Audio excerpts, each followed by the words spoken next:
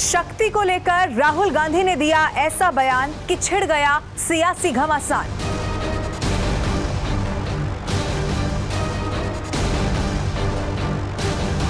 PM Modi ने राहुल के बयान को बनाया चुनावी हथियार। लोकसभा चुनाव 2024 का बिगुल बजने के बाद आज की चुनावी तस्वीर में मुकाबला पीएम मोदी बनाम राहुल गांधी के रूप में दिख रहा है। लेकिन इस मुकाबले में किसका पलड़ा है भारी? चलिए कुछ आंकड़ों और मौजूदा हालात को देखते हुए इस सवाल का जवाब तलाशने की कोशिश करते हैं और शुरू करते हैं बात चुनाव की।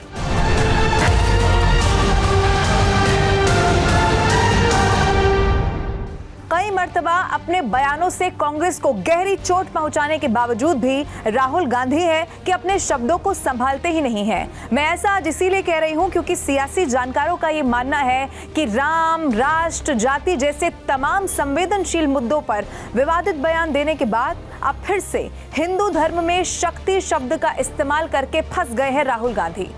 अब आगे कोई भी बात करने से पहले आइए आपको राहुल गांधी का वो बयान जो उन्होंने दिया वो हूबहू मैं सुनवा देती हूं। हिंदू धर्म में शक्ति शब्द होता है। हम शक्ति से लड़ रहे हैं, एक शक्ति से लड़ रहे हैं। अब सवाल उठता है वो शक्ति क्या है? जैसे किसी ने यहां कहा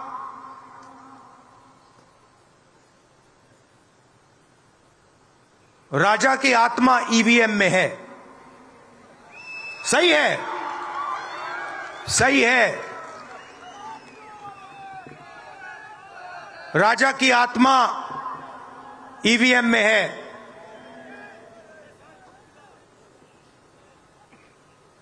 हिंदुस्तान की हर संस्था में है, ईडी में है, सीबीआई में है, इनकम टैक्स डिपार्टमेंट में है। एक वरिष्ठ नेता, नाम नहीं लेना चाहता हूं, इसी प्रदेश के एक वरिष्ठ नेता कांग्रेस पार्टी को छोड़ते हैं और रो के कहते हैं, मेरी मां से रो के कहते हैं कि सोनिया जी मुझे शर्म आ रही है, मेरे में इन लोगों से, इस शक्ति से लड़ने की हिम्मत नहीं है, मैं जेल नहीं जाना चाहता हूं। और ये एक नहीं है, ऐसे हजारों लोग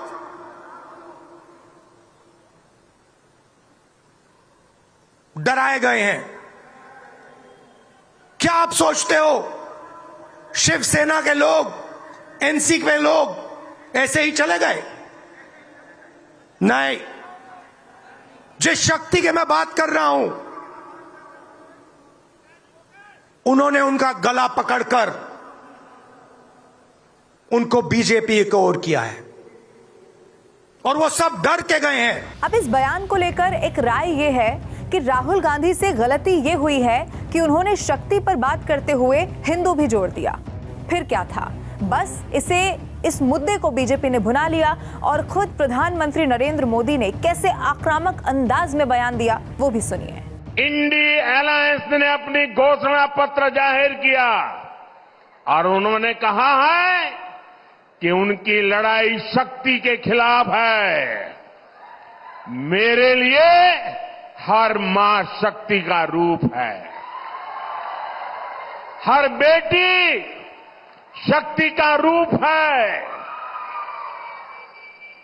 और मेरी माताओं बहनों की तरफ से, माताओं बहनों, आपको मैं शक्ति के रूप में पूजा करता हूं।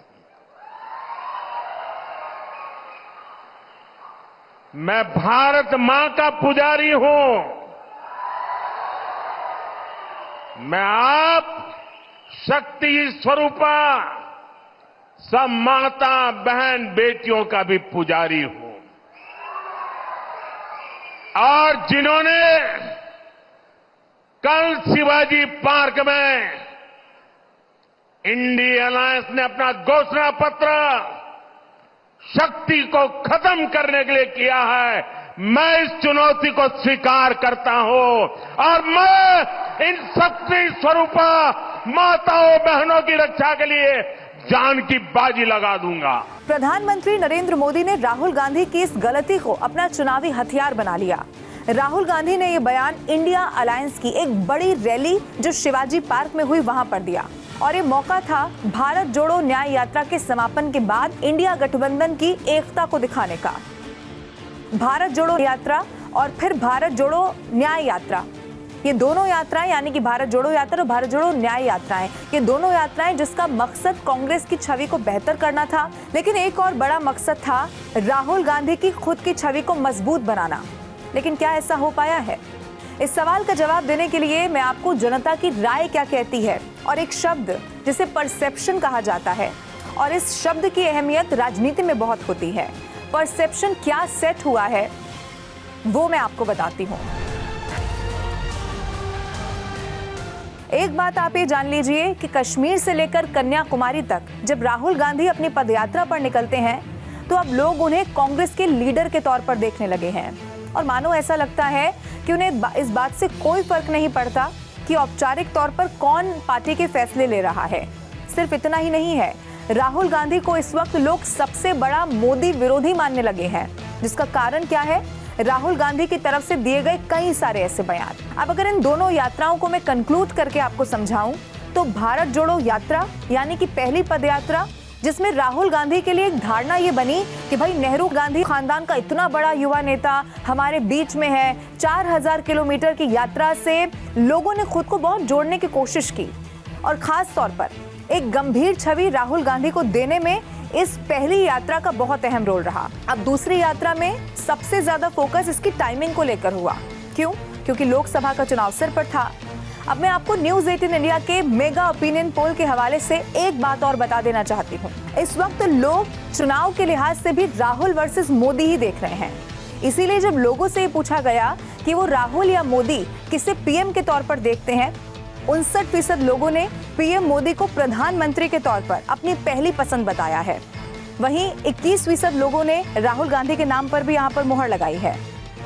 लेकिन अब ये वक्त तय करेगा कि राहुल गांधी के लिए चूंकि एक खुद भी बड़ा इम्तिहान है, तो क्या ये जो भारत जोड़ो न्याय यात्रा और यात्रा हुई है वो कितनी मुफीद साबित होती है, इसका इंतजार करना होगा जब चुनाव के नतीजे सामने आएंगे। लेकिन ये खबर आपको कैसी लगी, ये वीडियो आपको कैसा लगा, आप कमेंट करके जरूर बताइएगा। और हाँ, हर खबर से अपडेट रहने के लिए न्यूज़ 18 इंडिया के यूट्यूब चैनल को आप जरूर सब्सक्राइब करें।